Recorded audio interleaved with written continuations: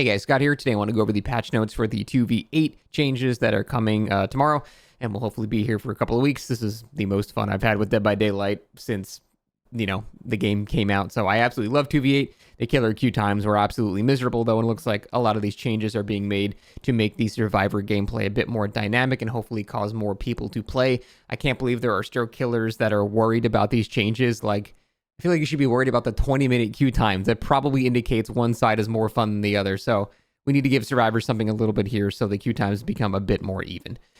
Now, I do want to go over all of the things that are changes. And first up, we have the cages. So previously in the first 2v8 mode, you would down a survivor, just stomp on them. They'd instantly go to a hook across the map or just anywhere like Pyramid Head's cages.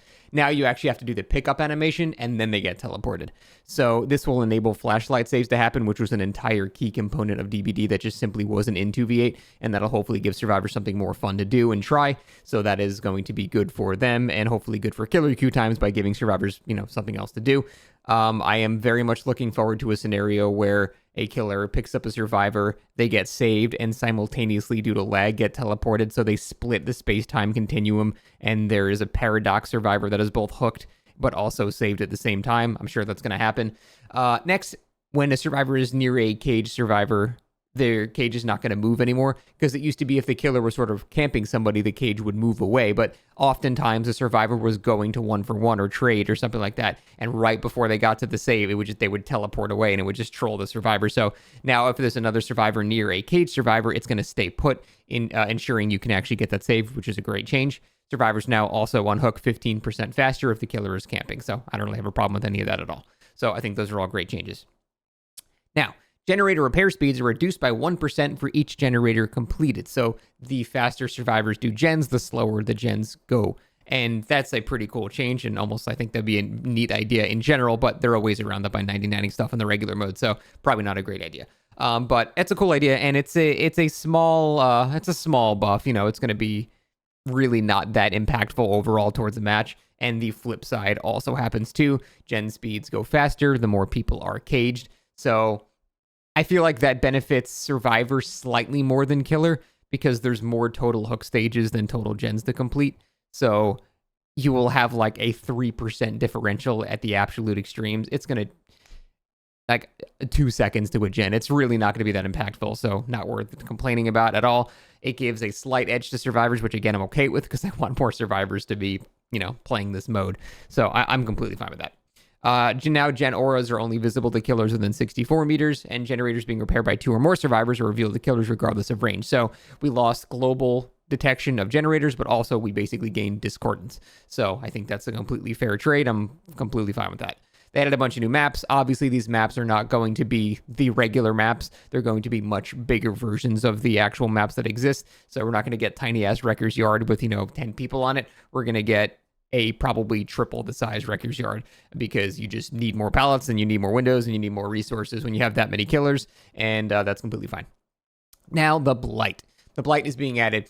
See, at the same time, I'm like, man, this is great. Queue times are going to be better. They're giving Survivor stuff. But then they added the Blight and Spirit. So I feel like that just sucks it right back the other direction. But hey, Blight is now going to be in this mode. It seems like he's got some add-ons base kit. This is typically what they do for this mode. Killers have, some green or yellow add-ons base kit. So the rush speed by default is a bit faster. The slam duration where you can hold for the next rush is a bit longer. And the turn rate is a bit higher. So just some slight base kit improvements. Other than that, that's pretty much default Blight. Interestingly, though, you can bounce off the other killer, which I can't imagine how that's ever going to... it's going to be used. Someone's going to try to just finagle that to work, and it's going to be hilarious. So this is the kind of shit I love. That's just stupid, silly shit. This is why this mode is fun. Spirit, again, we're just looking at base kit add-on, base kit add-on, base kit add-on. So just standard stuff there. The other killer is visible while phasing and cannot collide with the Spirit while phasing. So she can phase through her killer friend just in case, he's in the way or something like that. So that'll be fine as well. I'm probably going to play a lot of Spirit this mode because I'm not a huge fan of Blight anymore, and I do love Spirit. So Deathslinger, again, just add on base kit, if the other killer hits a chain survivor, the chain will break. I mean, that's sort of a no-brainer. Otherwise, you could just double tap people instantly, and that would be pretty unfun to go against. Granted, 2 killers shouldn't be in the same spot anyway, but, we want to prevent those annoying scenarios. Now there's a huge class overhaul.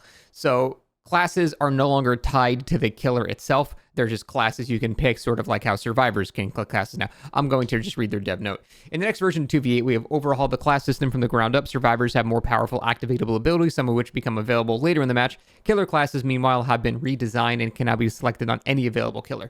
So you no longer have a specific thing tied to Wraith, for example. Now the Wraith can be like, a bruiser class instead of being purely stealth or whatever. So unless you mix and match different playstyles with different killers, which should give more variety, and that's good as well. And all the thing to note is the more killers there are, the better queue times will be as well for killer, because typically you weren't able to queue as two trappers. So if two people queued as trapper, they'd have to go in separate games. The more killers there are, the more likely there are to be games for them to be matched with each other, because you can't have repeating killers, and the more killers, makes sense.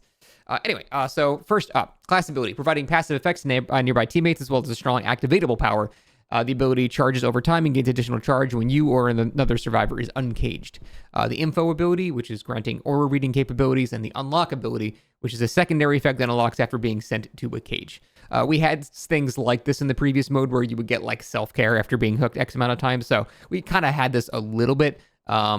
But also survivors can use their class ability to pick themselves up from the dying state after recovering, because they get one charge of this. So you can give yourself unbreakable instead of whatever the effect of your class currently is. At least that's what it seems like. Killer classes have the following abilities. Class ability, providing bonuses to themselves and their teammate, info, or reading other forms of tracking. Ability to mori the last remaining survivor in a trial. Not really much of a power at all, but hey. Now, first up, returning effects are damaging again reveals the auras of survivors in 20 meters, so killers still get nowhere to hide like last time. When starting a chase the survivor, their aura is revealed to the other killer for 5 seconds. The aura is removed if other killers enter a 60-meter radius of the survivor, just to let you know who's chasing where. That's how it was in the first version. When a generator is completed, survivors with no cage states are revealed to both killers, encouraging killers to spread pressure. These are all great things that were in the base version that are continuing, and they're not going to be any different. Now for the new killer classes. The first one is Shadow. When within 32 meters of a teammate, you gain Undetectable. Injuring a survivor transfers the undetectable effect to your teammate instead. This ability has a cooldown of 30 seconds. When your teammate initiates a chase with a survivor, reveal the survivor for an additional 4 seconds of sort of a lethal pursuer aura reading enhancement to the base effect of that chase aura reading. So basically, this sort of gives you like a weird dark devotion effect where when you hit somebody, it slaps a Tiresias it slaps the undetectable onto your teammate instead. So this is going to be something you can try to work with your killer teammate with to have it be expected that you're not going to have a Tiresias a lot, but then suddenly your teammate doesn't. I feel like it's going to be hard to coordinate, but I'm still interested in trying. Another new class is the Brute.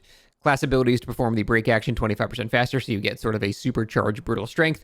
Doing so grants a teammate within 32 meters 10% haste for 8 seconds, and then has a cooldown of 30 seconds. So granting a killer 10% haste is pretty significant, and it's 32 meters, which is an entire Tiresias, so I can see that being very useful. When you damage a generator, you reveal survivors with an additional 8 meters, just more buffing, I guess, the base effect. It seems like there's a lot of things that buff the base effect of something that you have when you choose a class like that. So next is the Enforcer. You move 3% faster when chasing an injured survivor, so basically reverse made for this now. When a teammate within 32 meters hits a survivor, they are marked and have their aura revealed to you for 12 seconds. Putting that survivor into the dying state also grants your teammate a 60% lunge increase for 15 seconds, which is pretty insane. This ability has a cooldown of 30 seconds. When damaging a gen, reveal nearby survivors for an additional 4 seconds. That seems to be the same as the other one. Enforcer seems very, very strong, but not as strong as you'd think. You think, oh my god, 3% faster, that's crazy, right? But you got to look at the killers that are in this mode. Most of them don't really care about that. Nurse doesn't care about that. Billy can not care about that. Blight cannot care about that. Spirit cannot care about that. They all have movement abilities. They can all go fast. So that's really good for like Wraith and like Trapper. Even Wraith has a movement ability while Cloak. So it's really not as crazy as you'd think based on the limited roster we currently have, and they might change that in the future. So it seems really good, and the lunge thing is really fun, but it's not as crazy as you would think, in my opinion. Next, we have the Fearmonger. While unseen, gain 5% haste. I'm not sure how that's going to work.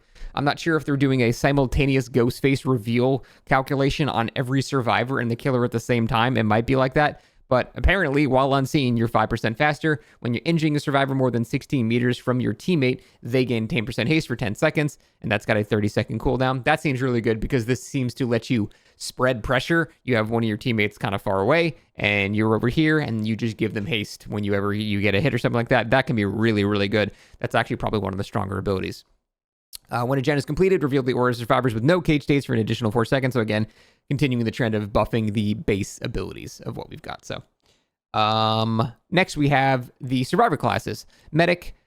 When you and survivors within 8 meters gain 50% heal speed bonus and grunts of pain are reduced by 50%. When your ability is fully charged, press the ability button to instantly heal all survivors within 8 meters by 50%. That's pretty crazy. That's a very good ultimate. I kind of like what they're doing as survivors. They're giving survivors ults, and that I think that makes the survivor gameplay more dynamic and interesting and fun, and hopefully we'll fix these queue times. But having an AoE 50% insta heal is really cool. Again, it's not going to set you from injured to healthy or anything like that, but it does give you a nice chunk. And I can see you doing a lot of silly shit with having all of your teammates be at 50% on purpose. Then when a killer comes, you just pop the ability. Everyone just gets healed out of nowhere. People are going to do that, have a lot of fun with it. It's also going to be gimmicky and require a bunch of setup for no reason. But, that's the whole point of the mode. Do dumb shit like that. Info ability, reveal the aura of injured survivors within 128 meters. That's essentially the entire map. These maps are bigger, so if you are technically on one corner and someone's on the other, you might not see them, but that's basically the entire map. It's sort of like Giga Empathy. While injured, your scratch marks are suppressed and your aura is revealed to all other survivors. That's really good for an unlock ability. Again, unlock abilities only happen once you've been hooked before, so it's not something you have by default, but this basically gives you Lucky Break, which is very, very strong. Your blood is still going to be visible, so you can be tracked, but that's a very strong ability. Next is Scout for Survivor. You and survivors within 8 meters move 100% faster while crouching. So just sort of a Giga Urban Evasion effect there. When you see a killer within 64 meters, reveal their aura to all survivors. That's really useful. When your ability is fully charged, press the ability button near a dropped or broken pallet to reset or rebuild it. That is very impactful. It's basically any means necessary on crack. You can actually take a pallet that's not only down, but destroyed completely and rebuild it. Imagine rebuilding the shack pallet. That's going to be very, very strong. So that is a very, very powerful ability. Again, you have to fully charge it. This is not something that you can just do whenever you want, but that is still going to be very strong when you can do it. Reveal the aura of killers performing the break action for 6 seconds. That's the info ability. And the unlock ability, your walking speed is increased by 25% and you make no grunts of pain while injured. So you get fixated and iron will. Also very powerful. Next is the guide. You and survivors within 8 meters gain an additional 3% bonus progression from great skill checks, and your repair sounds are 50% quieter. That's pretty impactful. If you are working in a gym with 2 other people and they're hitting greats like that, that is a lot of progress. That's basically like a hyper-focus effect. Now, granted, you all need to be hitting great skill checks to get any value from it, so it's a more of a high skill thing, but that could be pretty insane. When your ability is fully charged, press the ability button to grant to nearby survivors an 8% repair speed bonus for 10 seconds. That's not so crazy. You're probably going to buff 2 people for 10 seconds. 10% faster. It'll save you some time for sure, but that's not crazy. The info ability, reveal the aura of any unrepaired generators within 32 meters. That's just a great effect, kind of like a weird deja vu where you can know where to go for your next generators. That's really nice. The unlock ability, whenever completing a generator, gain a 5% charge per survivor nearby. The next time you work on a generator, those charges are immediately applied to the generator. That's pretty crazy. So this is balanced in a very cool way, because one of the worst things you can do is group up as, a group of 8 players. You don't want to be grouped up. You want to be spread out as much as possible. This requires you to group up a lot to benefit. So if you have 2 people near you on the gen, you're going to get 10% of a charge, which means the next time you touch a generator, you instantly save 9 seconds on that generator. So that's going to be really nice. Additionally, you can try some meme shit where you have all 8 survivors next to you and you instantly gain 40%. But again, that's a gimmicky thing that requires you all sitting there jerking off doing nothing. So a lot of these things have insane potential, but the setup required is not OP or stupid like that. It's just going to be more of a gimmick than anything, which is why I'm not really worried about much of this stuff. I'm not worried about the balance at all in this mode, because who fucking cares? It's chaos and stupid. That's why it's fun. So still, that being said, it's less scary than you'd actually think, because you need to think about the realistic scenario of having, 3 people on a gen is too much, and that would still mean you only get 10% on the next one. So that's not going to be that crazy. Escapist. When you are a survivor within 8 meters of you start sprinting, getting 50% haste for 3 seconds, sort of like the previous version. This causes exhaustion for 20 seconds, cannot activate while exhausted. While your active ability is fully charged, press the active ability button to make all rushed actions silent for you and nearby survivors for 8 seconds. You can give your entire nearby teammates quick and quiet, which is really nice. Reveal the aura of pallets and vaults within 60 meters, so for sort of a nerfed windows of opportunity there. And unlock ability, you gain self-care at 70%, sort of like, Wicked or something like that, which is really good. Escapist still remains really strong, giving everyone sprint burst is huge. And you also have a new quick and quiet ability as well, which is nice. Killer updates. Now, trap auras are visible to your teammate. It was stupid that they weren't, because now you can kite them into it. That was sort of a no-brainer. You gain 15% haste instead of 8% haste after dropping a trap now, which is actually pretty insane. And your teammate can no longer trigger bear traps. That was part of the Trapper's class, but it's not part of his base kit in 2v8. So that's just a little class change thing there. Wraith now has basically Shadow Dance by default, which is great. He's going to kick pallets and windows, breakable walls much faster. Kick windows, by the way. Hillbilly now has a one-shot again, so Hillbilly's back to being very good in this mode. The turn rate bonus is now 30% from 44, so a little bit of nerf to the turning, but welcome trade getting the one-shot back. That's going to be huge because Billy was pretty underpowered in this mode, so that is absolutely massive. Huntress saw a bit of a nerf. The 20% hatchet throw cooldown reduction was removed. Huntress was the strongest killer in the mode. I have no problem with nerfing her. She was every single game in Huntress did it because the aura rating combined with how many targets you had, it was just ridiculous. So that's completely fine. And also for the nurse, survivors within 1 meter, the nurse blink no longer scream.